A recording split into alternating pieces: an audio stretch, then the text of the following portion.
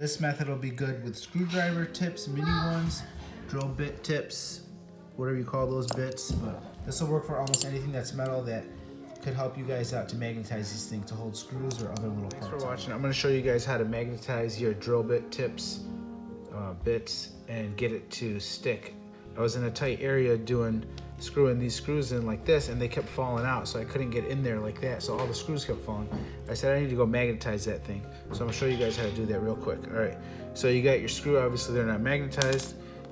I got a magnet, and what I did, I'm just gonna show you guys ahead of time, this one is not magnetized at all, okay? So it's not grabbing it, okay. So you're gonna take it, rub it on this magnet, and all it's doing is collecting some shards. That's about it. Watch this. Now it's magnetized. So now if you got a tight area to work in, this is in there tight. It's not gonna fall out. You can screw it in, I can shake it, bump it, doesn't matter. So that's how you magnetize the screw, and thanks for watching. Give me a thumbs up if this video helped you out. That's about it. So take care of it.